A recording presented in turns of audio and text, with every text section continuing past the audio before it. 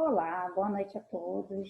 Meu nome é Andressa Amaral, eu sou neuropsicopedagoga, bacharel em educação pela Universidade Estadual do Norte Fluminense, pela UENF, atualmente acadêmica de medicina, né? Integro o grupo de organização desse evento com muito orgulho, com muita felicidade de poder estar aqui com vocês. E especialista em medicina natural, medicina chinesa, já atuo na área clínica há alguns anos com transtornos do neurodesenvolvimento. E hoje eu vim aqui para conversar um pouquinho com vocês sobre autismo. Né? O tema, o nome, né? Talvez vocês estejam estranhando. Nossa, mas autismo? A gente fala em autismo, a gente fala em TEA, transtorno do espectro autista, né? Pois é, mas a gente vai começar a quebrar alguns paradigmas e aproveito a oportunidade para dizer que a minha palestra vai continuar a palestra da doutora Jaqueline de ontem. Engraçado que eu falei com ela, doutora, curioso que a senhora termina numa etapa que justamente foi onde eu comecei a minha, nós não havíamos combinado. E eu achei muito bacana, porque as coisas se complementam de fato.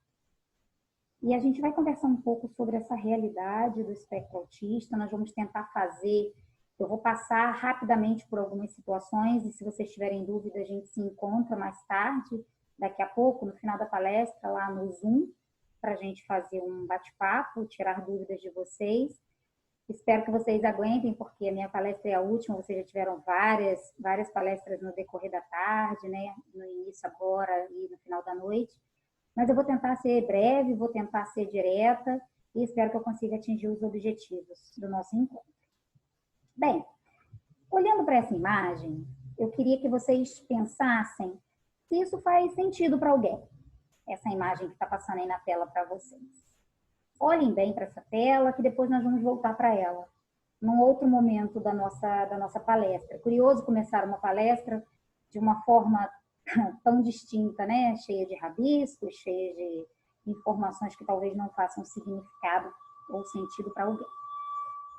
Bem, quando a gente fala em autismo, a primeira coisa que as pessoas, né, olham, focam e há que se fazer isso mesmo é em relação ao diagnóstico. Não vou ficar muito atenta, muito presa a isso, porque já foi conversado sobre essa situação, mas hoje o alicerce teórico que nós temos para diagnóstico do autismo é o DSM-5, junto ainda ao CID-10 e já nos alicerces do CID-11, mas o diagnóstico do espectro autista, do autismo, eu prefiro autismos, é clínico. E isso é muito importante que vocês entendam. E ontem a doutora Jaqueline, na palestra, ela fez literalmente o papel do médico. Ela falou da área médica no espectro, falou das causas multifatoriais, das questões ambientais, e isso é fantástico. Então, quando a gente olha para uma questão diagnóstica no espectro, a gente precisa entender que há uma desordem, há uma desorganização na estrutura do neurodesenvolvimento dessas crianças. E de acordo com o DSM, a gente categoriza isso em leve, moderado, severo, de acordo com o grau de comprometimento manifesto nessa desordem. Então, ou a gente pode ter um grauzinho mais leve, se o comprometimento não for tão exacerbado. Esses comprometimentos, geralmente, eles afetam 3 campos. É a linguagem, a interação e padrões repetitivos no comportamento, pessoal.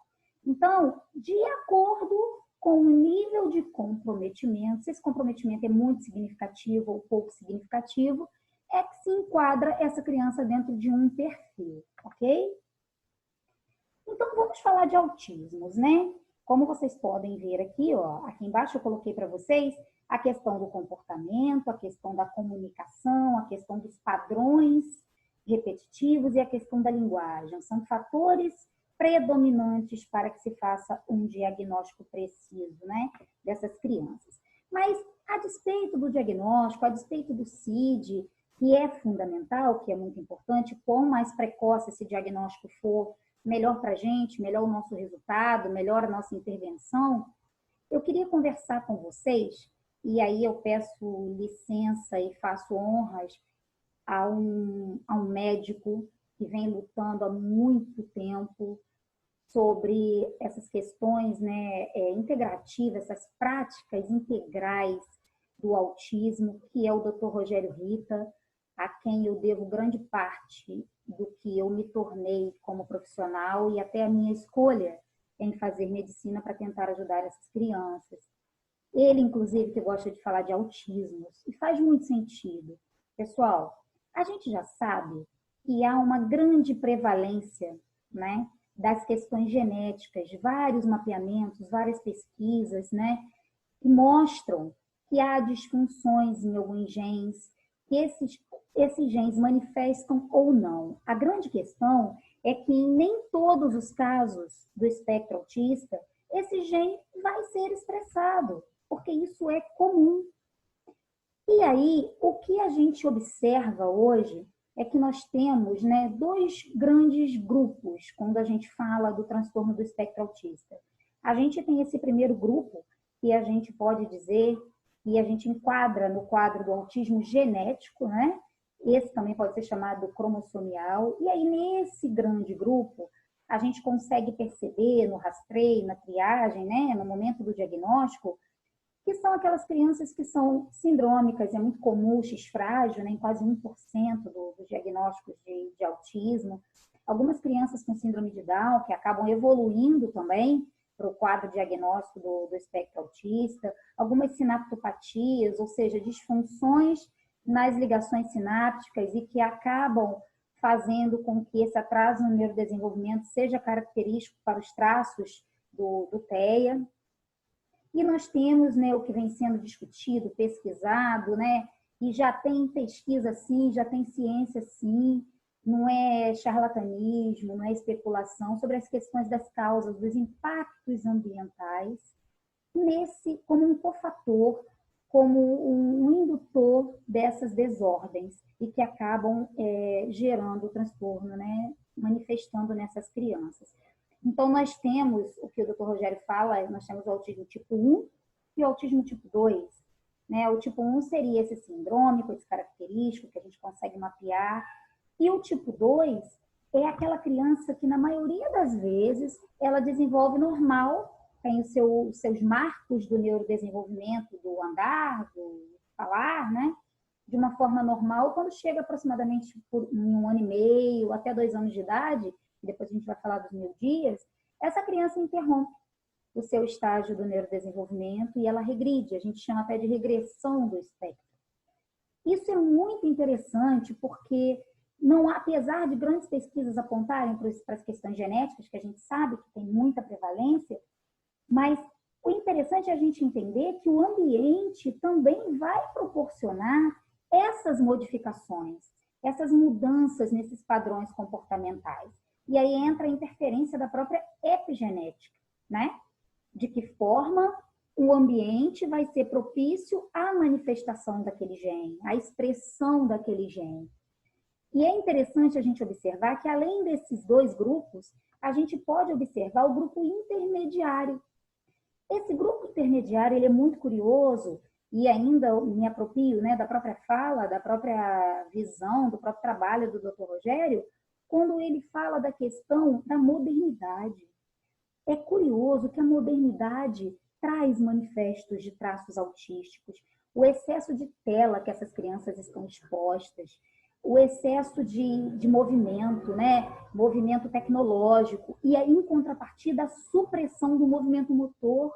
Cada vez mais estamos sentados, cada vez mais estamos sem mobilidade, além da carga tóxica alimentar que as nossas crianças estão sendo submetidas, excesso de açúcares, enfim. Isso tudo contribui para que esse neurodesenvolvimento não ocorra da maneira que deveria acontecer. E aí a gente observa sinais autísticos manifestos nesse indivíduo. E curioso que quando essas crianças, como a doutora Jaqueline bem frisou ontem, ingressam num processo de tratamento com dieta, com organização metabólica, na maioria das vezes, esse perfil autístico intermediário, eles vão começando a perder os traços, as características. E é muito rápido, geralmente, esse desenvolvimento dessas crianças. E aí eu paro um pouco para falar com vocês o porquê que eu escolhi esse tema. O meu tema, na verdade, a gente vai falar da avaliação neurofuncional cognitiva no autismo, no espectro autista. Por que, Andressa, desse tema? Muito me inquietava, enquanto profissional da área da educação, da área da saúde, a minha experiência clínica, né? Essa quantidade de crianças com diagnóstico, essa quantidade de famílias perdidas, sem rumo, sem saber para onde ir. E é muito importante, gente, que a gente entenda que o diagnóstico precoce bem feito ele é fundamental, principalmente nos primeiros 1000 dias da nossa criança, ou seja, até os marcos dos 2 anos. A gente vai ter os intercursos das podas neuronais, que são fundamentais para a plasticidade, para o desenvolvimento cognitivo, né? E maturacional do próprio organismo. Esse período ele é muito propício para as janelas do desenvolvimento, que a gente chama, né? Os primeiros 1000 dias. Então, quanto precoce esse diagnóstico for, melhor. É interessante que essas crianças, elas são muito expostas a essas cargas tóxicas, como eu falei com vocês, e o próprio microbioma da criança, ele forma até os 2 anos de idade. Então, quanto antes a gente puder intervir, organizar esse metabolismo, estruturar esse organismo para que ele se desenvolva, melhor. Então, junto dessa inquietude da minha vivência clínica e da prevalência do aumento considerável de crianças com diagnósticos, algumas até com diagnósticos que a gente consegue dizer que é contestável, que a gente está vivendo uma época de modismo do espectro também, foi que eu fiz a escolha desse tema.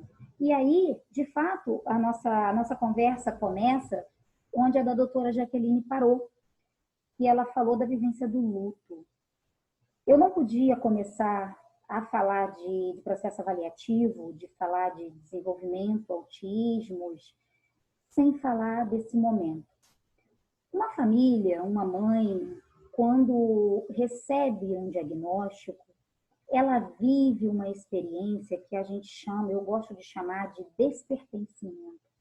A sensação que eu observo no meu consultório é que essas mães se encontram perdidas, em busca de respostas que digam onde foi que eu errei, o que aconteceu. E eu venho aqui dizer para vocês, mães especificamente, que vocês não erraram em nada, vocês são presenteadas por crianças que têm particularidades. Com toda sinceridade, eu costumo dizer que eu gosto muito da turminha azul, né, dos anjos azuis. Eu acho que eles vieram para contestar um mundo comum, um mundo pragmático. A gente está vivendo uma era que a gente sabota a infância das nossas crianças.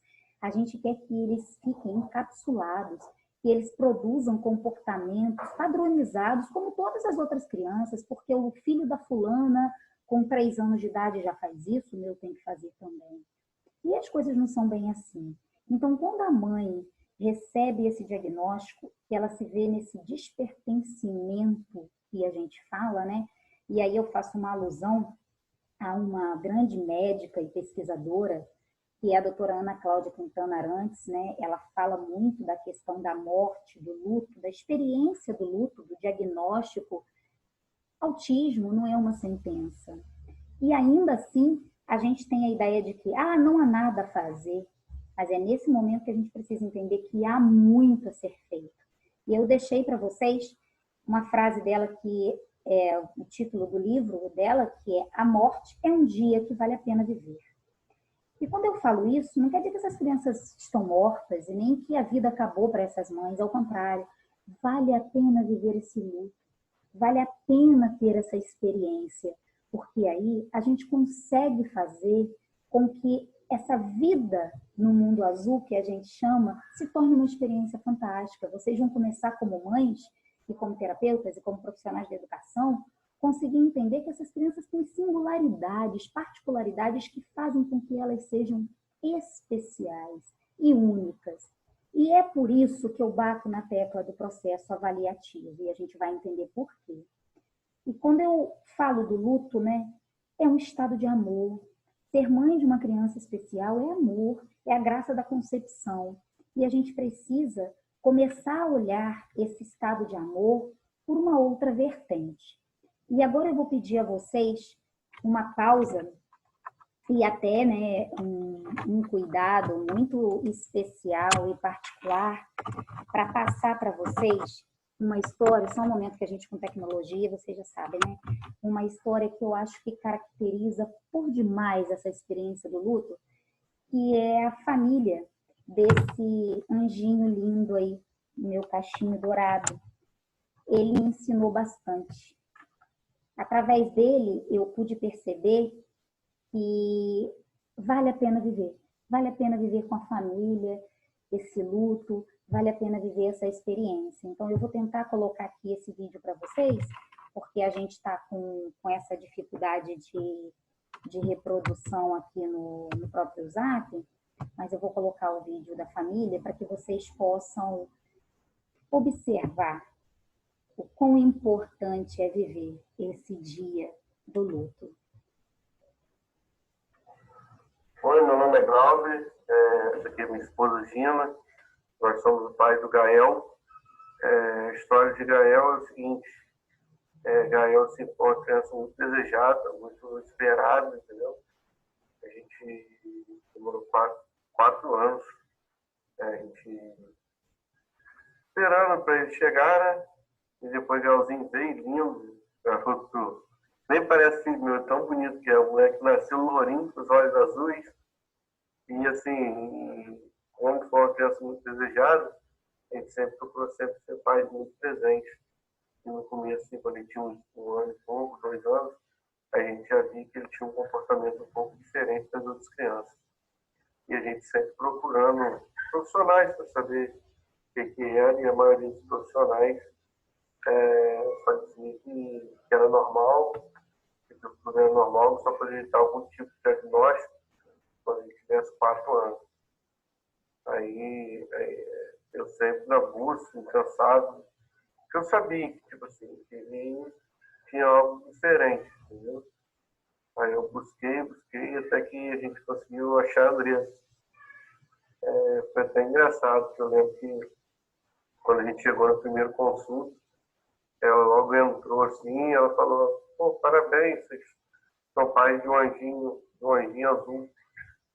E eu naquela época não sabia o que era um anjinho azul. E eu achei porque na época ele era bem lourinho, com os olhos azuis e o cabelo bem cacheadinho. Doutor, todo mundo acha que ele é um anjinho mesmo. Aí ela foi e falou: não, falando que ele é um anjinho azul, porque ele está inserido no TEA. E eu também não sabia o que era TEA. Eu falei: TEA é o quê? É transtorno do espectro autista. E eu lembro que quando ela me falou isso, eu não lembro mais nada da consulta, eu só chorei a consulta dela inteira. E ela é muito atenciosa. Acho que na primeira consulta, acho que foram 2 horas de consulta. E eu só chorava, não sabia mais o que fazer. Eu lembro que eu cheguei em casa, logo depois da consulta, eu me tranquei no quarto, fiquei 2 dias trancado no quarto. 2 dias sem sair do quarto. Só que ia no quarto da minha esposa, Jael, e eu lá no quarto da casa. E 2 dias sem sair do quarto mesmo, literalmente. E eu lembro que assim, depois do 3º dia eu saí, aí eu falei com minha esposa: agora a gente vai fazer de tudo para dar o melhor tratamento possível a ele, entendeu? E o que tiver de ser feito, a gente vai fazer. Só que aí, assim, graças a Deus, nós somos muito iluminados, porque, primeiramente, tem a Andressa na nossa vida, né? E segundo, que o Gael sempre teve profissionais excelentes. Não teve, acho que até hoje, um profissional que tem assim, um sinal, um porquê de estar com esse profissional, entendeu? Então, a gente, graças a Deus, tem muito a agradecer, primeiramente, a Deus, né, por dar essa oportunidade de a gente ter uma criança maravilhosa em nossas vidas. E, em segundo, a todos os profissionais inseridos nesse processo. E a Andressa também, né? Ela é bem difícil para a gente. E hoje, graças a Deus, nossa vida, sim, Gael, graças a Deus, hoje evoluiu bastante. Ele ele já está deixando de ser não verbal, já está começando a falar agora. O moleque na escola é surpreendente, tem um desenvolvimento escolar assim, acima da média das outras crianças. E a gente está indo na luta, né? Trabalhar agora mais para a questão de se associar mais com as outras crianças. Mas, graças a Deus, nossa vida hoje é só alegria, entendeu? Hoje a gente tem noção da bênção que Deus mandou para a gente. E é isso aí. Então, gente, quando eu recebi o vídeo do Glauber, né, do nosso menininho azul, do nosso Caelzinho, eu confesso que eu me derramei em lágrimas e chorei muito, porque realmente essa experiência do luto, ela é uma experiência muito árdua. E o Glauber, que é o pai do Gael, e eu faço questão de usar um exemplo, que é um estudo de caso, ele teve essa dificuldade de aceitar aquele momento, para ele foi tão dolorido. E o que a gente buscou durante todo o tratamento, durante todo o processo terapêutico, foi mostrar para ele que há um mundo novo, há um mundo bonito, de luta, de dificuldade, mas que eles eram capazes de enfrentar e viver aquela experiência de forma positiva. E o Gael, ele é um paciente que a gente tomou todo um cuidado de fazer uma avaliação prévia com ele, minuciosa, e cuidar da questão alimentar, cuidar da questão das dietas, dessa organização metabólica, estruturar as rotinas, do sono. E por isso que eu usei o Gael como exemplo, porque tamanha evolução não é fruto de um estalar de dedos, é fruto de um processo. É fruto de um processo lento. E aí essa frase cabe, né, a todas essas crianças que eu coloquei, todos nascem diferentes, mas apenas alguns tornam-se diferenciados pelo fato de serem especiais. E aqui eu tenho vários anjinhos azuis, né, que no dia 2 de abril eu fiz uma homenagem aos meus anjos azuis e incluí, inclusive, os meus filhos consanguíneos, que não são anjos azuis, mas são anjos coloridos, e isso independe, e eu fiz questão. E quando a gente fala em autismos, por que eu falo de autismos? Porque não é gente. Cada criança é singular. Cada criança tem a sua especificidade, cada criança tem a sua particularidade. E essa particularidade precisa ser respeitada. Então, nós precisamos, quando a gente pensa num processo avaliativo, olhar 3 arcabouços: fronteiras, limites e monitoramento. O que eu quero dizer com fronteiras? Eu quero dizer que fronteiras não quer dizer barreiras. Fronteiras são linhas, né, imaginárias, espaços geográficos que nos limitam, entre aspas, mas que também nos permite transpor. E na área da saúde, na área inter e transdisciplinar, nós temos que entender essas fronteiras. A gente está vivendo uma realidade que terapeutas querem fazer o papel do médico. Médico, por si só, às vezes acaba tendo que dar conta de tudo, ou achando que vai conseguir dar conta de todo o processo. As inversões dos papéis, um se sobrepõe ao outro, ao passo que o ideal era que estivessem conectados, respeitando as fronteiras, os limiares que existem. Ou seja, pode um terapeuta prescrever uma medicação? De certo que não. Pode e deve um terapeuta fazer uma dieta orientada, específica? Óbvio que não, como a doutora Jaqueline trabalha, não compete ao terapeuta. Em contrapartida, de quem é a competência do olhar terapêutico, do planejamento? Compete à equipe, compete ao especialista de área. E a gente precisa tomar esse cuidado, porque o único que sofre as consequências desse problema é o paciente. Então, nós precisamos tomar consciência, gente, do nosso limite. Limite é muito importante nos autismos. E, além disso, monitoramento. Não adianta eu começar um tratamento hoje, achar que aquela receita, como os médicos falam, os bons médicos, os bons profissionais falam, vocês viram ontem, que é uma receita de bolo, que vai dar certo. Não quer dizer que deu certo com um, que vai dar certo com o outro. Esse monitoramento ele precisa ser constante. As revisões, os acompanhamentos, não só de consulta, mas as revisões terapêuticas do processo de intervenção, o momento da intervenção. E por que a gente precisa olhar isso? A gente precisa olhar isso por causa da multicausalidade. Autismo é multifatorial, gente.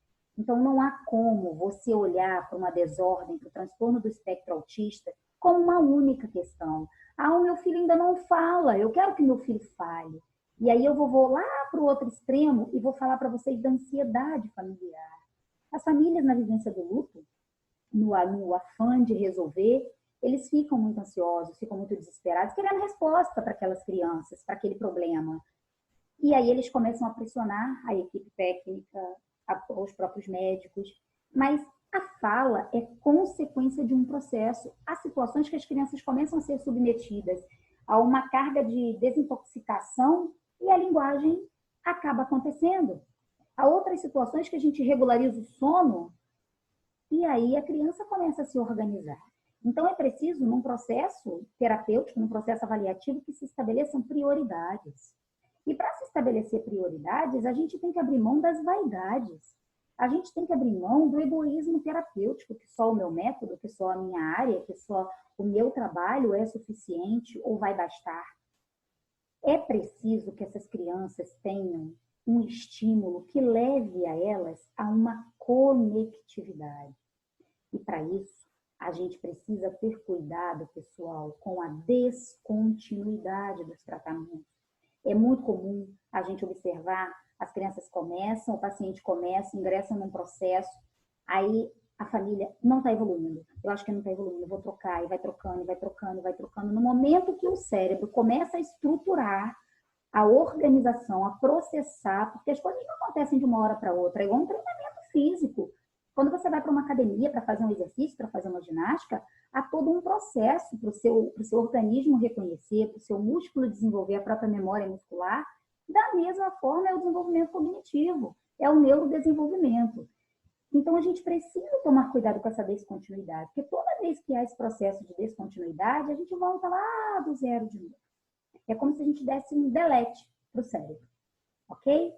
Um outro problema grave que a gente vive no processo avaliativo terapêutico é a excessividade. Quantidade nas desordens do neurodesenvolvimento, a priori autismos, não é qualidade, não é sinônimo de um tratamento bem sucedido. E aí a gente observa essas crianças sendo expostas a 7, 8, 9, 10 horas de terapia semanais. Há crianças que ficam 1 hora direto numa intervenção e elas não toleram. O cérebro tem um tempo, se nós formos estudar, às vezes no nosso próprio processo de cognição, de desenvolvimento da aprendizagem, há um limiar que a gente não aguenta mais, a gente precisa parar. As crianças também precisam. Então a gente precisa entender que a intervenção terapêutica ela tem um tempo. Não adianta você tentar fazer tudo correndo. E não adianta você expor essas crianças a um excesso. Eles não têm tempo. A criança hoje está sem tempo de ser criança. Isso é muito sério. A criança passa a maior parte do tempo dentro de uma clínica. Ela não consegue ter contato, não consegue experienciar o ambiente, não consegue brincar, não consegue ir para uma rua, não consegue ir para um parquinho, não consegue desenvolver relações específicas com a mãe, com a família, que são fundamentais e às vezes tão mais importantes do que o processo terapêutico em si. Porque isso é terapêutico. Uma outra coisa que a gente precisa também ficar atento é a questão da passividade. Quando eu falo de passividade, eu falo da passividade familiar. A família, o pai e a mãe, eles têm que entender que eles são terapeutas. O movimento DAN, né, é muito interessante que eles falam isso. O pai é terapeuta, é o pai que está ali todo dia reforçando o estímulo. E a equipe terapêutica tem que inserir o pai e a família no processo terapêutico. E uma outra coisa importante que a gente precisa olhar, esse ciclo, eu acho ele muito legal. Essa criança, ela está inserida numa sociedade, ela faz parte de uma família, ela vive uma experiência de uma outra sociedade, de uma outra instância que é a escola, ela tem um médico que o acompanha, tem os fatores genéticos que são próprios da natureza dessa criança, a epigenética, as causas ambientais. e a equipe terapêutica. Então, tudo isso é que constitui o processo terapêutico em si. Gente, e por que eu estou falando tudo isso com vocês? Porque quando a gente vai falar de avaliação, quando a gente vai falar de diagnóstico, não adianta fazer uma prescrição terapêutica sem investigar. Porque nós somos um complexo. O nosso organismo é um conjunto conectado. E eu acho essas duas imagens muito bacanas, porque se nós formos olhar, aqui a gente tem o plexo braquial, né, que faz uma conexão, vem lá do nosso processo cervical e chega lá na nossa mãozinha, né, por assim dizer. Uma criança, quando ela vai desenvolver a escrita, por exemplo, ela precisa ter maturação, ela precisa ter tônus muscular nesse membro, ela precisa ter esses movimentos afinados para ela desenvolver a escrita. Então, antes disso, antes dessa criança escrever, essa criança precisa pular, rolar, quicar bola, cortar, amassar papel. E nós estamos preocupados com a escrita. O nosso organismo é um todo, é um complexo de nervos, de conexões nervosas, sejam elas aferentes, quando o estímulo vem do meio externo e conecta o nosso sistema nervoso central, por canais, né, de conduções nervosas, que são os próprios canais de neurônios e sinapses, que a gente vai conhecer daqui a pouquinho, ou eferentes, quando a informação vem do nosso sistema nervoso central para que alguma atividade seja executada pelo organismo. Esse processo é um processo que a gente chama de um processo interligado, interlinkado, ou seja, uma criança que dorme mal não vai aprender. Uma criança que é ansiosa, uma criança que tem uma intoxicação cerebral, não vai conseguir ter um bom desenvolvimento. E aí eu acho bacana, né? Isso aqui é só para a gente ilustrar, vou passar rapidamente. Se a gente perceber, antes da gente falar do sistema avaliativo propriamente dito, a gente tem que entender esse complexo do organismo, né? Que nós temos um conjunto de células que deram origem a tecidos e que deram origem aos nossos órgãos, que vão desempenhar determinadas funções e vão nos tornar um organismo, um ser humano, um complexo. Só que é muito bacana a gente perceber que estas funções estão interligadas e são comuns, né? Enquanto seres humanos, nós temos as necessidades básicas de nos alimentarmos, de dormirmos, né? De executar movimentos, das nossas necessidades diárias, os processos excretores do nosso organismo, mas ao mesmo tempo que nós temos essa universalidade que nos compõe, nós temos uma unicidade. E aí, eu acho bacana a gente falar do nosso sistema. O nosso sistema nervoso, nós temos uma subdivisão, né? O nosso sistema nervoso central e o nosso sistema nervoso periférico. O nosso sistema nervoso central, propriamente dito, é composto pelo nosso encéfalo, né? E aí nós temos lá o cérebro, o cerebelo, o nosso tronco cerebral, né? E a nossa medula. E o periférico é composto pelos nervos cranianos e os nervos espinhais. E é essa relação, essa conexão que nos permite estar aqui. É esse conjunto de conectividade que faz com que nos tornemos indivíduos hábeis a uma vida normal. Ok? E aí, quando a gente pensa, né, em neurodesenvolvimento, em conectividade, em áreas superiores, em córtex cerebral, que a gente vê muito isso ser dito na literatura, na bibliografia, e eu preciso falar isso com vocês, por quê? Porque não adianta eu tentar estimular uma área de linguagem se uma área que prediz essa área não foi estimulada, está imatura ainda, por exemplo, a motor. Então, gente, quando a gente pensa em áreas, né, do nosso sistema nervoso central, nós temos os lobos, que vão nos orientar em relação à funcionalidade do nosso encéfalo, do nosso sistema de mecanismo de ação. E aí nós temos o lobo frontal, lobo parietal, lobo occipital. Cada área dessa aqui é responsável por determinadas atividades, por determinadas funções. E eu faço um destaque, a gente vê muito o pessoal das neurociências, né, os terapeutas, olharem para os lobos. E às vezes esquecem de pensar, por exemplo, no hipotálamo. O hipotálamo é uma área do nosso sistema nervoso central de tamanha importância e significado para o neurodesenvolvimento, porque ele é responsável pela nossa homeostase, pelo equilíbrio do nosso corpo. Grandes processos de reações metabólicas, organização de sono e vigília, estresse adrenal, estão relacionados com essa área. O cerebelo, através do cerebelo, a gente tem áreas, tem funções específicas de equilíbrio. Aí a gente pensa, mas o que isso quer dizer? Uma criança que não tem equilíbrio vai ter dificuldade de foco, então eu preciso trabalhar o equilíbrio nessa criança. E trabalho como? Trabalho só o motor? Não, eu trabalho o motor, eu trabalho o mecanismo auditivo, eu trabalho o mecanismo visual e até o olfativo. Por quê? Porque aqui nós temos os nossos nervos cranianos, que conectam com o nosso corpo. E essas áreas, elas têm interfaces, elas têm limites que se comunicam. E através disso, a gente consegue ganhos absurdos. Um exemplo que nós vamos falar rapidamente é sobre, por exemplo, terapia com óleo essencial. Por que às vezes a gente tem tanto resultado com óleo essencial? Porque as partículas químicas são voláteis, que são liberadas pelas essências dos óleos, né? O que acontece? No momento que ela ganha, né, o nosso trato olfativo, imediatamente ela vai fazer interface com as áreas superiores do nosso encéfalo. E aí a gente consegue ganhar, a gente consegue ativar o sistema límbico, consegue regular as emoções, ativar o processo de concentração e sem induzir essa criança a uma carga muito tóxica. Então, é importante, sim, que todo mundo envolvido no tratamento dessa criança, o médico, a equipe terapêutica, o terapeuta naturopático, se essa criança tiver, tenha conhecimento a fundo do que é essa criança.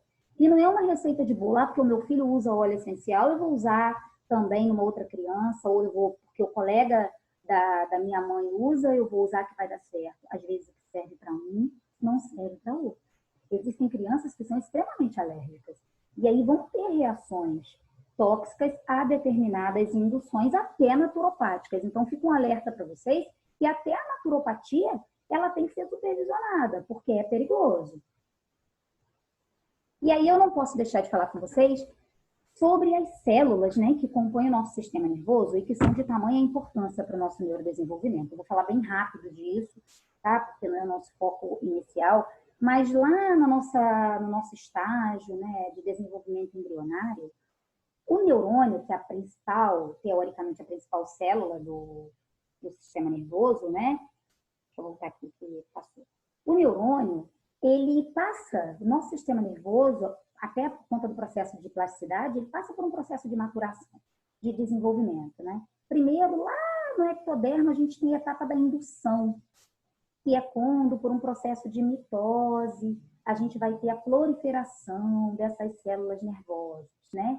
E elas vão se proliferando, em princípio, em células ainda indiferenciadas. Depois, no processo de desenvolvimento, essas células começam a migrar para as suas áreas específicas. Células que vão ser responsáveis pelo trato olfativo, células que vão ser responsáveis pela memória, células que vão ser responsáveis pelo metabolismo, pela área endócrina. E assim, esse processo de diferenciação celular vai organizando todo esse sistema. Após isso, nós temos o processo de agregação. Ou seja, as células que são similares, elas começam a se agregar de acordo com as funções. Porque eu posso ter várias células que desempenham funções similares. Então, para desempenhar uma função de equilíbrio, eu preciso de várias células em conexão. Eu preciso de células do trato auditivo, do trato visual, do trato olfativo, do sistema vestibular. Então, esse processo é indispensável. E nessa especialização, né, tem um processo que a gente chama literalmente de especialização neuronal, que é no momento em que os neurotransmissores começam a surgir. Como isso acontece? Cada área do cérebro precisa de neurotransmissores específicos, a GABA e assim, o GABA e assim por diante. Logo depois, a gente tem o crescimento axonal. O axônio, que é essa área específica aqui, ó, do nosso neurônio, que é responsável pela própria condução do impulso, ele precisa desenvolver para quê? Para fazer esse interlink, né? Então, esse processo de crescimento axonal, ele é indispensável. Vocês vão entender por que eu estou falando isso. Logo depois, a gente tem a própria sinaptogênese. O que é isso? São as interconexões. Essa criança precisa nascer. Esse bebê precisa vir ao mundo. E ele nasce com uma série de interconexões já estabelecidas. É certo que o nosso cérebro não nasce totalmente desenvolvido, mas já tem uma série de interconexões que já são estabelecidas, né? E depois disso, nós ainda temos um outro processo que é a morte programada. Porque as células que são excessivas nesse processo, as células que estão envelhecidas e precisam que passem por esse processo de morte programada, que a gente conhece como apoptose, né? E esse processo é natural no organismo. É muito comum que as crianças até os 7 anos façam podas neuronais, porque precisam. Depois a gente tem uma outra poda, mais na maturidade. Isso é um processo natural. E o refinamento sináptico. Esse refinamento sináptico, ele acontece geralmente após o processo da adolescência, que é quando você começa a especializar a sua cognição. E aí, pessoal, não menos importante, nós temos as outras células que compõem, né, o nosso sistema nervoso, que são as células da glia. São os oligodendrócitos, né, que são responsáveis pela bainha de mielina, que faz com que o impulso seja conduzido numa velocidade maior, as células ependimárias, que vão revestir toda a área ventricular e responsáveis por criar algumas barreiras para proteger o nosso encéfalo, né, através do líquido que circula ali, de impactos, de lesões.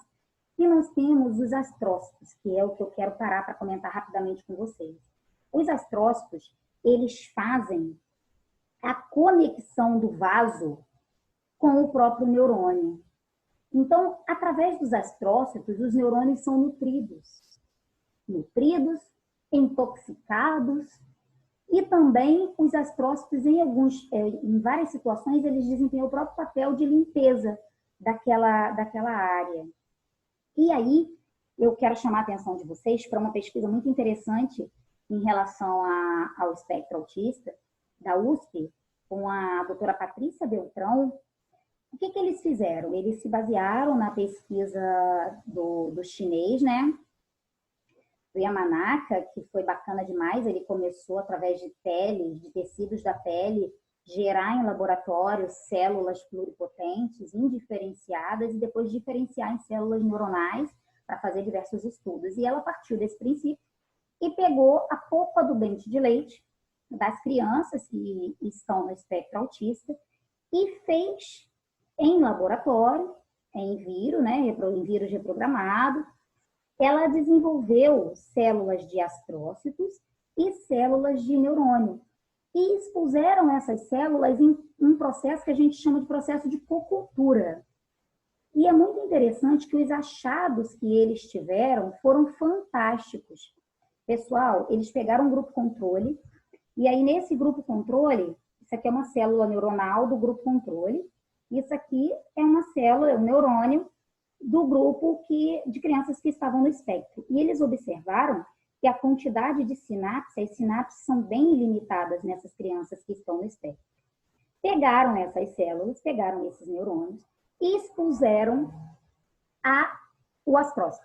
Então, no fundo, eles colocaram o astrócito. E perceberam que essas células, quando elas estavam expostas, ó, isso aqui é uma célula do grupo controle, quando ela foi exposta a um astrócito de uma criança no espectro, essa célula perdeu conectividade. Junto a isso, eles fizeram o inverso. Pegaram uma célula de crianças no espectro e expuseram a uma célula de astrócito de crianças do grupo controle.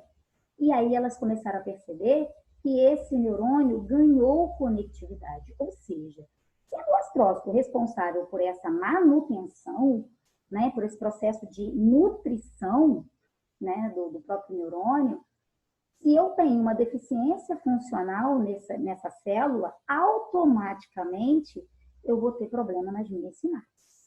E isso foi uma descoberta muito bacana para os estudos. E uma outra coisa muito legal é que, ao mesmo tempo, eles observaram o excesso de interleucina 6 nessas crianças. E essas células também, elas têm propriedades imunológicas, né, no nosso organismo, são citocinas, e eles perceberam que essa carga de interleucina fazia com que o processo de sinapse fosse inibido. Isso é importante e reforça mais uma vez a importância de, antes de se pensar em qualquer processo terapêutico, investigar o organismo dessa criança. Ver se o sistema imunológico dessa criança está ok. Ver se o sistema metabólico dessa criança está ok. Para depois começar a se pensar em terapia, em método e assim por diante. Bem, aqui só para ilustrar para vocês, isso aqui é o nosso sistema nervoso periférico, tá? Composto pelos nervos cranianos e os nervos espinais. Por que eu fiz questão de falar isso com vocês? Para uma criança aprender, ela precisa de uma série de fatores. Vocês concordam que ela precisa da visão ou da audição, dos órgãos dos sentidos, que a gente chama de portas acessíveis? Ela precisa disso tudo. Mas ela também precisa da conexão de área cervical, de área torácica. Como assim, Andressa? Se uma criança não está posturada adequadamente para a aprendizagem, você pode ter problemas sérios. Você pode, inclusive, fazer com que essa criança perca o foco no momento da aprendizagem. E isso é muito sério. A gente precisa tomar muito cuidado até com a estrutura motora que nós vamos trabalhar para desenvolver a aprendizagem dessa criança. Então, é preciso conhecer para também prescrever um processo adequado. Bem, e aí eu reforço a importância dos 1000 dias, né? Que é até os 2 anos de idade, que é um estágio em que essas conexões sinápticas, essa plasticidade está muito presente no estágio de desenvolvimento infantil. Inclusive, nos Estados Unidos estão tendo várias pesquisas para que todas as crianças, independente de estarem ou não em algum quadro de neurodesenvolvimento, sejam submetidas a um processo avaliativo na área da pediatria, para que se saiba como é que está esse desenvolvimento dos primeiros 1000 dias dessas crianças. E aí a gente pode observar, gente, que as funções de linguagem da criança, geralmente, elas vão maturar, ó, se vocês forem observar aqui, ó, elas maturam até 8 anos de idade. Elas começam num determinado período do nascimento e vão estruturando. Então, a linguagem geralmente é o primeiro marco, é o primeiro processo de desconfiança para uma mãe da possibilidade de uma criança estar ou não no espectro. Mas não é só. Um bebê, a gente já consegue observar algumas coisas. Às vezes, aquele bebê que não começa a explorar as mãozinhas, que não começa a sorrir, a interagir. Fiquem atentos, já comecem a observar com cuidado essa criança. Além da linguagem, nós temos as capacidades sensoriais. O primeiro estágio do neurodesenvolvimento que a gente tem, e o Piaget fala muito bem disso, é o estágio sensório-motor. Esse estágio precisa estar maturado. Sem que se mature o estágio sensório-motor, as outras áreas, os outros momentos do neurodesenvolvimento, que a gente chama de funções cognitivas superiores, que é a hora que a gente aprende a contextualizar, a desenvolver pensamento crítico, elas não vão conseguir ser maturadas da maneira que precisam. É muito comum a gente ver crianças no espectro, crianças maiores até, que fazem espelhamento motor. Essas crianças que fazem espelhamento motor, elas vão ter muita dificuldade de linguagem. Por quê? Porque elas têm uma área ainda não maturada no neurodesenvolvimento. E o quanto antes a gente estimular isso, melhor vai ser a nossa resposta de intervenção. E aqui, rapidamente, a gente não pode falar de neurodesenvolvimento sem falar do Piaget, que foi um grande estudioso e trouxe para a gente 4 etapas fundamentais, que ele chama de sensório-motor, de 0 a 2 anos, a pré-operatória de 2 a 7 anos, é lógico que isso varia de criança para criança, a operacional concreta de 7 aos 11 e a operacional formal a partir dos 11 anos de idade. Gente, de todas essas etapas, a gente tem que ter muito carinho com a sensório-motor, porque ela é preditora de todas as outras. Aqui, a criança dos 2 aos 7 anos, ela trabalha no mundo através de uma linguagem imagética. Então, não adianta você tentar estimular uma criança fazendo ela ler algo que não seja lúdico. Por isso a importância do lúdico no processo terapêutico. A partir dos 7 anos, a gente começa a ter um processo mais lógico do desenvolvimento.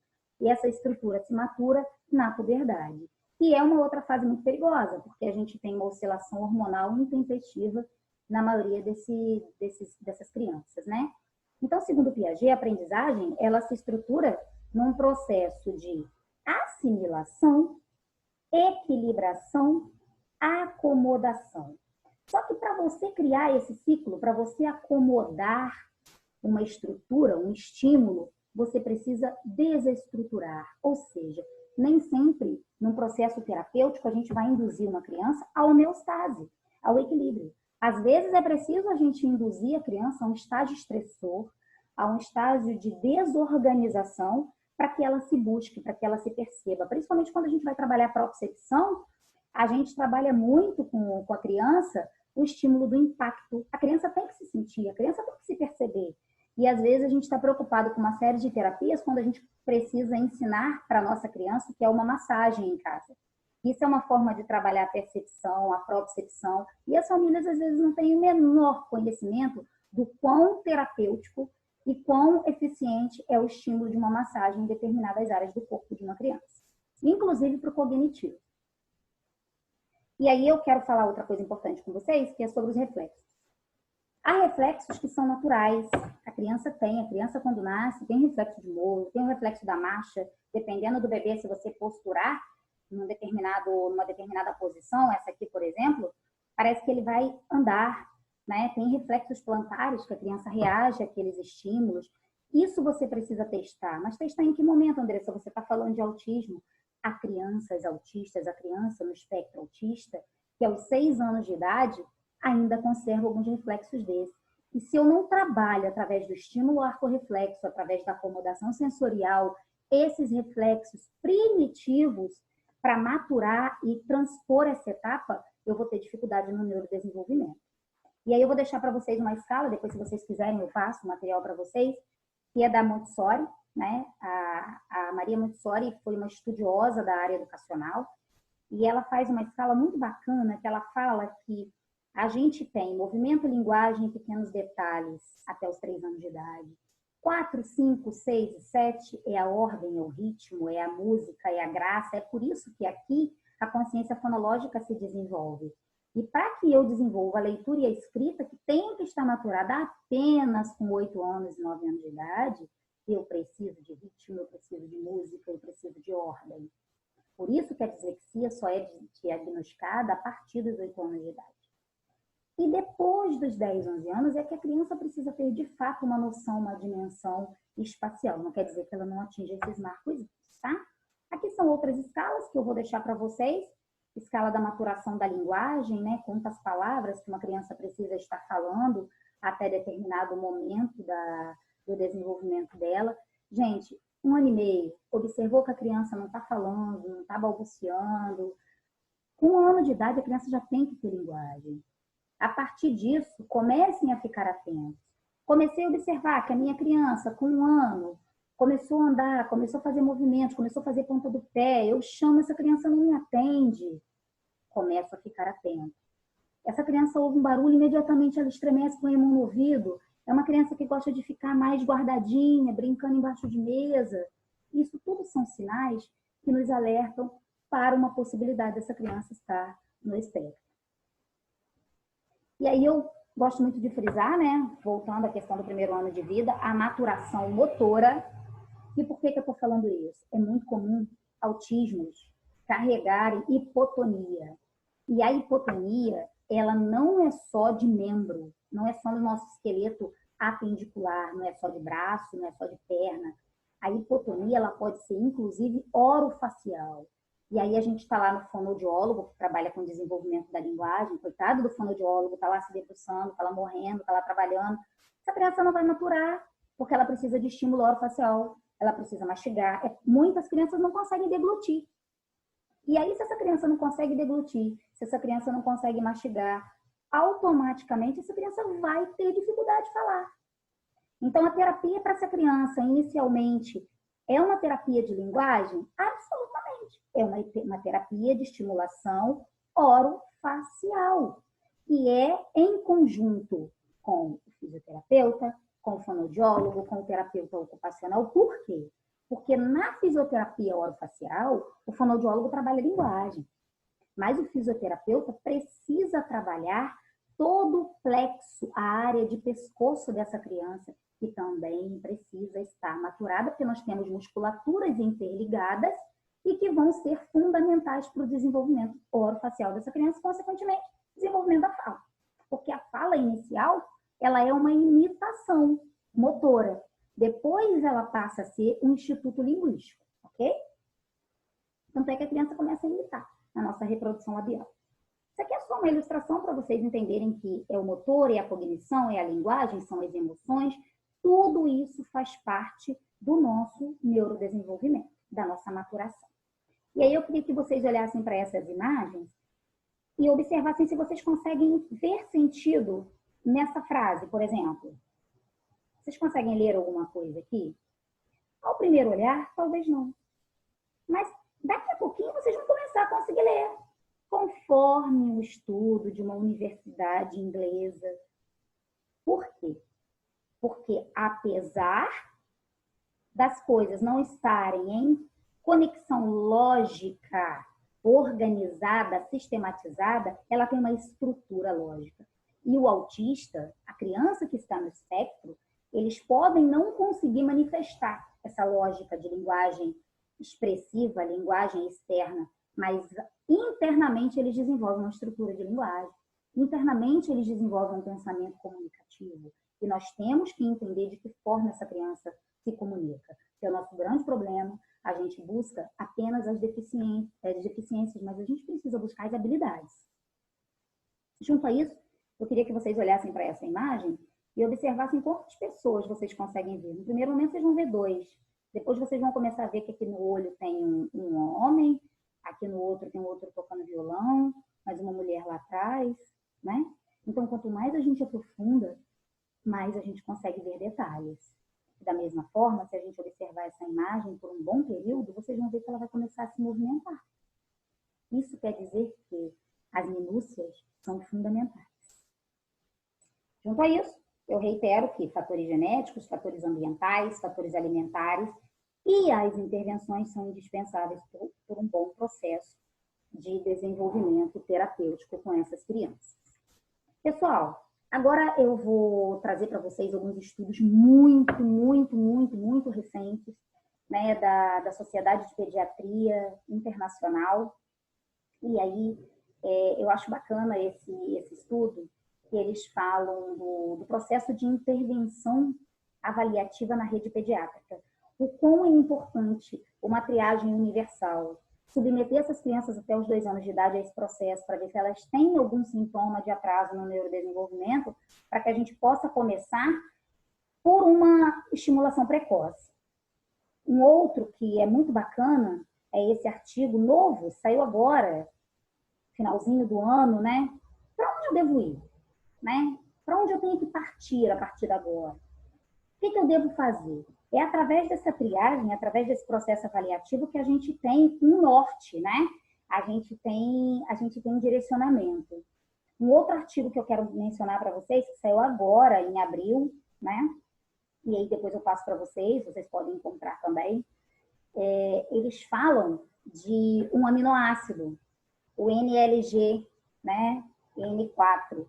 Esse aminoácido, eles querem trabalhar a relação das causas de pacientes da prevalência maior em autismos com homens.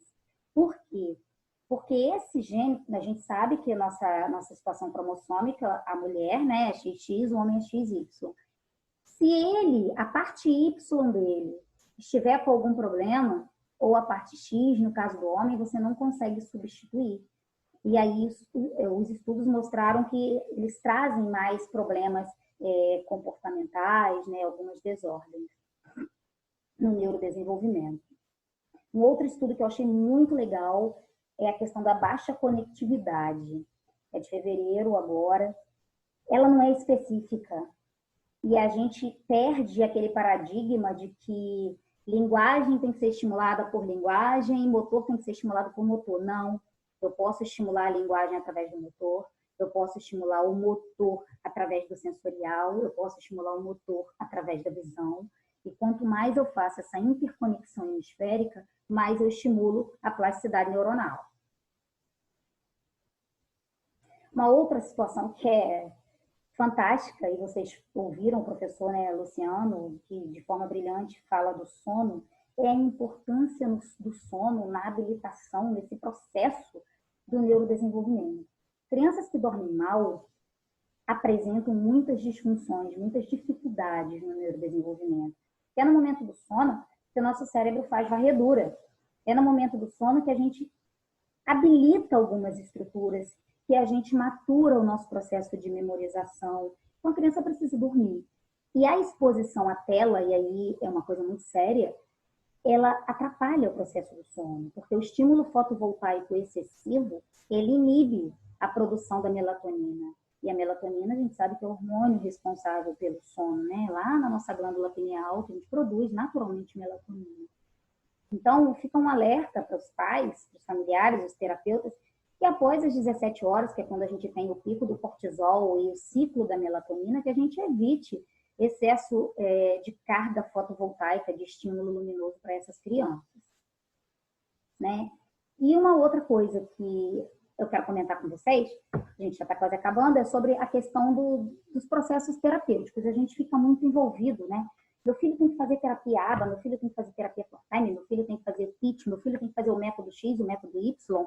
Gente, essa metodologia, e aí fica um alerta, a própria legislação da inclusão dos portadores de deficiência, de necessidades especiais, é muito clara em relação ao processo avaliativo. O processo avaliativo ele deve ser multidisciplinar.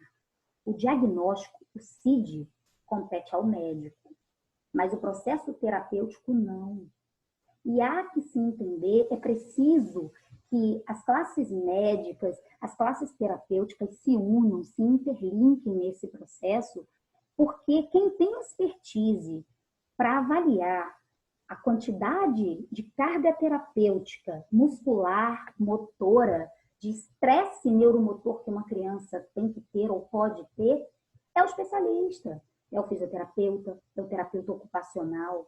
Quem tem competência, condição de mostrar qual é o melhor caminho para estimular a linguagem naquela criança, é o especialista, é o fonoaudiólogo, é o especialista em linguagem, e eu vou além, é o fonoaudiólogo especialista em linguagem motora, é o fonoaudiólogo especialista em linguagem contextual e sonestésica. Então, há que se entender, lembra que eu falei das fronteiras? A gente precisa respeitar as fronteiras nesse processo avaliativo. E aí, dentro do TEA, nós temos várias metodologias, e todas com a sua eficácia, todas com a sua honraria, né? Nós temos a terapia ABA, que é mundialmente conhecida, que é uma terapia que vai induzir os processos de maturação comportamentais. Porém, em que momento eu devo usar a terapia ABA? Será que a minha criança está pronta para uma terapia ABA? Depende. Se for uma criança inflamada, com uma toxicidade metabólica, não adianta você induzir essa criança a um processo terapêutico, principalmente do ABA. Floor time. Floor time também é um método terapêutico muito usado, que trabalha com o lúdico, com o brincar, o tempo de chão, trabalhar o processo de engajamento dessa criança. Em que momento eu vou usar o floor time? O floor time não é ad eterno. Há situações que essa criança já passa da etapa do engajamento, então eu tenho que sair do DR, eu tenho que sair do floor time. Os recursos da integração sensorial, a fisioterapia Bobat, ela é útil para a minha criança tem atraso do neurodesenvolvimento, tem atraso neuromotor, tem disfunção organizada. Se tiver, cabe o Bobat. Se não tiver, não há função do Bobat. Eu tenho que entrar numa fisioterapia diferenciada. A minha criança tem algum quadro, alguma encefalopatia, tem alguma disfunção neurodegenerativa, que eu vou usar o TheraSwitch, ou eu vou estabelecer uma comunicação por metodologia PEX, que é uma metodologia codificada? Depende. Ou eu vou trabalhar com essa criança com uma metodologia que é chamada de da Snosley, né? Que é submeter essa criança a um estímulo de luz. Snosley é excelente. Só que não se pode prescrever Snosley para uma criança sem saber o processo de onda cerebral dessa criança. Sem saber se essa criança convulsiona, sem saber se essa criança faz pico de onda, se essa criança tem inversão de simetria de ondas. Se isso acontece, essa criança não pode ser submetida a uma terapia dessa. Nós temos outros processos terapêuticos também, que são bacanas, que é a neurometria. A gente usa muito a neurometria para mapear, né, toda a área simpática, parasimpática, como que esse cérebro está sendo estimulado. Geralmente a gente usa em crianças maiores, e que permitem que a gente precisa conectar alguns eletrodos, né, na cabecinha. O princípio do processo da neurometria, a doutora Ana vai falar com vocês, é feito pelo sistema do EEG, do eletroencefalograma, assim como o próprio neurofeedback, que essa criança, o cérebro dela passa por um mapeamento. A doutora Natália também vai mencionar sobre esse assunto com vocês. É um processo de neuromodulação muito legal. E a partir daí, protocolos terapêuticos através do estímulo visual, do estímulo sonoro, eles são estabelecidos, não são invasivos, de forma que a gente possa estimular essa plasticidade para ter ganhos cognitivos, né? E aí eu enfatizei essa imagem aqui, eu queria que vocês olhassem. Eu não sou fisioterapeuta, né? Eu sou neuropsicopedagoga, também não sou terapeuta ocupacional, o doutor João é. E aqui eu não estou fazendo intervenção de fisioterapia, eu estou fazendo uma avaliação com a minha criança, eu estou vendo se ele consegue espelhar, se ele consegue imitar, se ele consegue reproduzir. E vocês observem que eu estou na pontinha do pé e ele também. Então, a avaliação neurofuncional, ela não quer dizer só avaliar a escrita, avaliar a atenção. Não, a gente tem que organizar todo esse sistema dessa criança. E aí, existem outras terapias que também são muito conhecidas. A doutora Jaqueline também falou com vocês ontem sobre a terapia Benner, né? A terapia Benner é uma terapia que ela não é invasiva. A gente, através dos estímulos, através do pulso fraco de onda, né? Essa terapia é uma terapia que organiza o metabolismo. Eu consigo ver bastante ganho cognitivo, de foco, de concentração, melhoria do sono, desses pacientes que são submetidos à terapia Benner. A terapia REAC, que a gente está tentando entrar num processo agora de pesquisa, se tudo der certo. A terapia REAC também tem ganhos fantásticos, e ontem foi muito bem falado por ela, por isso que eu falo mais uma vez da avaliação neurofuncional. Em que momento eu vou usar o REAC? Se essa criança está intoxicada, não é condizente usar o REAC nesse momento. Há outros tipos de processo terapêutico que às vezes são mais eficazes. E aí a gente tem a acupuntura infantil, que regula muito essa criança. A acupuntura e agulha, não. A acupuntura infantil ela pode ser, inclusive, feita com laser, com massagem, com outros estímulos, com pastilhas, né, que a gente pode utilizar e que regula, e que acalma, que organiza, que diminui a ansiedade, reduz a carga de contratura, né, da área de mandíbula, reduz a questão do ranger de dente e, consequentemente, do bruxismo, que a doutora Paula vai comentar com vocês também. A terapia floral, florais de Bach são extremamente eficazes. Isso aqui eu não estou falando de experimentos que não tem comprovação científica, não. Há inúmeros artigos publicados internacionalmente sobre florais, sobre naturopatia, sobre acupuntura, até sobre a terapia ADM. Se vocês pesquisarem na bibliografia, né, internacional, vocês vão encontrar. Então, vamos abrir o leque, vamos olhar, vamos entender que há outros caminhos que a gente pode seguir. Treinamentos cognitivos, estimulações específicas, que a gente... E para isso, é importante, para submeter uma criança a um determinado treinamento, ou é um reforço modulatório, ou é uma estimulação neurocognitiva funcional multimodal, quando eu vou trabalhar com físio, com fono, com todo mundo, eu tenho que ver a carga que essa criança suporta, o tempo que essa criança suporta, o estímulo que essa criança suporta. Porque senão, ao invés de ajudar, eu posso induzir essa criança a um estresse cognitivo, um estresse terapêutico por excesso de excitação. Aí, é uma outra coisa que faz parte do processo avaliativo, que é o que compete à educação, né? A importância de uma terapia, de uma equipe multidisciplinar integrada.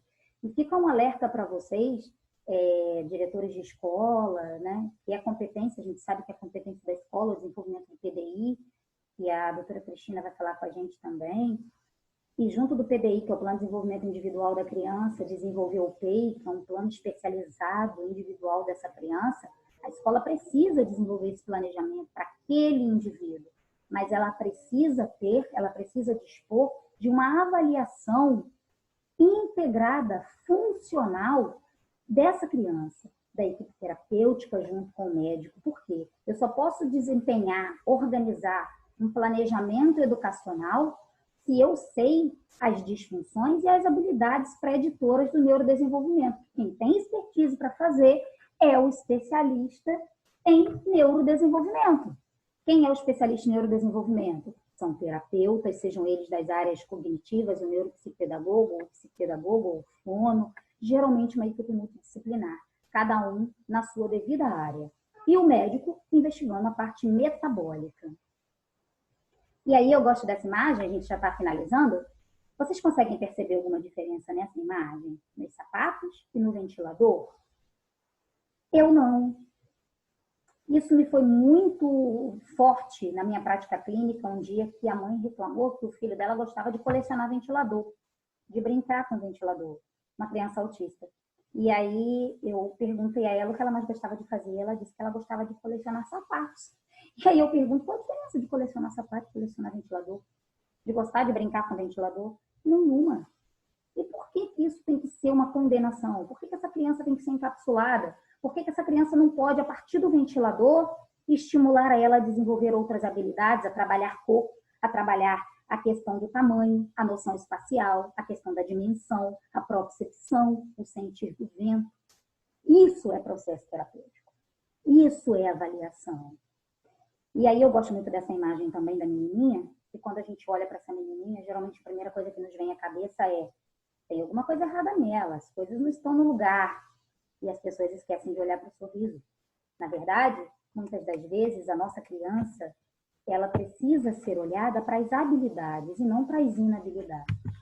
E aí eu vou voltar àquela imagem lá do início, que eu comentei com vocês, e perguntei se isso aqui fazia sentido para vocês. Vamos olhar essa imagem com um pouquinho mais de cuidado, e se vocês forem olhar, aqui está escrito autismo, linguagem, que a linguagem é a morada do ser, trabalho de Chaguri, que é um professor, Piaget, neurônios, né? Estimulação precoce, neurodesenvolvimento. A priori não faz sentido para vocês, mas faz sentido para mim, porque esta tela aqui reproduz a palestra que eu acabei de fazer para vocês. Porque eu, como TDAH, o meu cérebro precisa se organizar numa lógica específica que eu tenho. Se eu não criar essa lógica específica, eu não consigo montar esse material para vocês. Então, fica alerta aos avaliadores e até aos próprios profissionais da saúde, aos prescritores, aos médicos, quando forem prescrever uma terapia, tomar muito cuidado. Tomar muito cuidado e entender que a lógica de cada indivíduo é única, é específica e momentânea. Isso é o mais importante. Porque em determinadas situações a criança manifesta determinados comportamentos. Por isso o monitoramento, por isso a vigília no processo interventivo. Por quê? Porque uma criança, se está vivendo um momento de crise familiar, ela vai ter manifesto na escrita, ela vai ter manifesto no comportamento. Depois que aquela crise passar, as coisas começam a acomodar. Então, o processo terapêutico tem que ser adaptado ao momento. Por isso que a equipe tem que conversar. Por isso que o direcionamento terapêutico ele tem que ser traçado no processo inicial diagnóstico, no processo de avaliação, para a gente não correr o risco. Não adianta o fonoaudiólogo estar tentando estruturar uma rota cognitiva de linguagem, o terapeuta ocupacional está tentando trabalhar AVD, o psicólogo está tentando trabalhar comportamento, se essa criança precisa de todas as áreas, seja da linguagem, seja do comportamento, seja do desenvolvimento cognitivo, maturar o sensorial primeiro. Então, é preciso falar o mesmo idioma, ingressar nesse universo. E vou pegar o gancho e mostrar para vocês esta imagem. Esta imagem eu conheci alguns anos atrás, com uma mãe desesperada. E para ela não fazia sentido tudo aquilo que acontecia com o filho dela, mas para ele fazia. E ela levou esse caderninho nesse dia, da primeira consulta dele. Ela ficou mais de 8 horas me aguardando e disse que só ia embora se eu a atendesse. E é um momento que me marca muito, e apesar dele não ser autista, eu trouxe para esse momento porque ele marca toda a minha trajetória na minha especialização em avaliação em neurodesenvolvimento. E foi esse paciente que me ensinou que isso aqui fazia sentido, porque quando ele pegou esse caderninho, ele começou a me contar a história, e para ele estava toda escrita aquela história, estava toda traçada, estava toda delineada aquela história que ele contou. E esse paciente É um paciente diagnosticado com retardo mental. Ele também tem dislexia, também tem atrasos, também tem DPAC, distúrbio de processamento auditivo central. E essa mãe veio numa busca incessante, né, por um diagnóstico. Ele usava uma carga medicamentosa muito grande, não desenvolvia. Com 9 anos de idade ele não lia, não escrevia, apenas rabiscava. Na verdade, ele escrevia a maneira dele, né? E nós começamos com a intervenção com essa criança. E essa criança hoje escreve, essa criança pinta, mas a grande questão é que essa criança não tinha noção da força dele. Ele não tinha noção espacial. Olha o que ele tinha. Ele tinha uma imaturidade de aproximadamente 5 anos, né, de diferença. A parte da organização motora dele era toda comprometida. A persistência motora ocular dele, outra coisa que as pessoas não prestam atenção. Qual é o desvio do ramo ocular? Como que essa criança olha? A forma que essa criança olha é a forma que ela vai escrever, é a forma que ela vai se comunicar. Então não adianta estimular a linguagem sem estimular o olhar. A linguagem contextual articulatória dele era totalmente insuficiente. O processo de autonomia, ele tinha ainda reflexos da imaturidade, reflexos lá daquele processo que eu falei com vocês lá atrás, atenção nenhuma, foco nenhum, né? Comportamento dele, muita hiperatividade, oscilava muito, não tinha compreensão espacial, os aspectos emocionais, e ele não tinha domínio da força. E aí nós começamos, né, com uma intervenção com esse gatinho, e ele, logo após algum tempo, ele começou a se desenvolver. Deixa eu ver se eu consigo passar o vídeo aqui para vocês.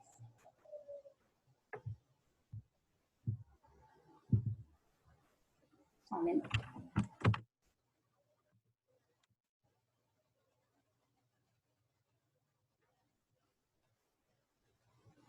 Não vou conseguir passar o vídeo dele, mas eu consigo passar o da mãe para vocês. Deixa eu só finalizar aqui, que a gente finaliza com...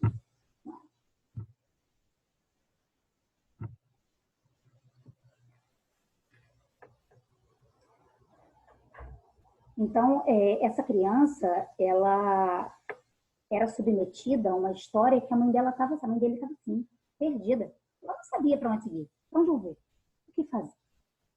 E foi aí que a gente começou um processo avaliativo minucioso com ele, e hoje ele se encontra nesse estágio de maturação e desenvolvimento. Então, gente, quando a gente fala de uma avaliação neurofuncional cognitiva, é todo um processo. É um processo que envolve realização de exames fisiológicos, testes, aplicação de escalas, avaliação de equipe técnica, observar a criança em loco na escola, como que essa criança se comporta. É fazer uma avaliação integrada, é desenvolver um programa que reestruture esse processo que a criança se encontra. E aí vale uma dica. Muita gente tem prescrição de fisioterapia, de terapia ocupacional, pelo CID, quando, na verdade, há que se olhar o CIF, que é a Classificação Internacional de Funcionalidade. Isso é competência do fisioterapeuta, do terapeuta ocupacional. Olhar a área de plexo dessa criança, a área apendicular, a área superior, a área inferior, ver como é que está tônus. Isso tudo envolve movimento. Movimento significa conceitualização, significa maturação do processo da cognição para leitura e para escrita. Logo depois que a gente tem tudo isso, né?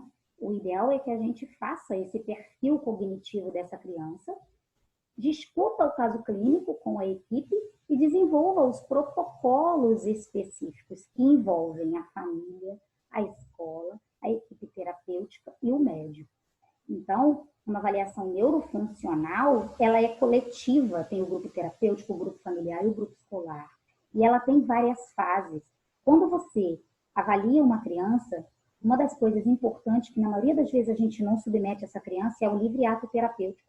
A gente tem a mania de logo abraçar, né, a criança. Deixa ela te abraçar, observa, faz um mapeamento sintoma-comportamental dela, observa como essa criança cronologicamente se desenvolve em casa, se desenvolve na escola, se desenvolve no ambiente terapêutico, para aí você criar, aí sim, criar protocolos interventivos, que são indispensáveis para o desenvolvimento junto com o trabalho do médico, o trabalho integrativo, né? Então, isso que eu já falei com vocês vocês, do mapeamento sintomas comportamental, e a partir daí a gente desenvolve uma rotina adaptativa, porque o processo terapêutico ele tem que ser continuado, ele tem que ser na clínica, ele tem que ser em casa, ele tem que ser na escola. Há crianças que não toleram porta fechada.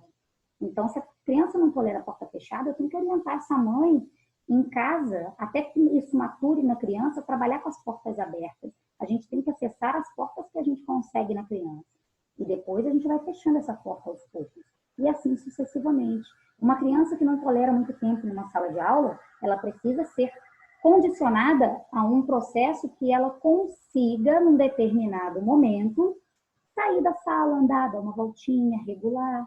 E por que não? A escola não pode ter uma almofadinha para botar no pezinho da criança? Por que não pode dar um objeto na mão dele para ele manipular, para ele brincar, para ele mexer naquele momento?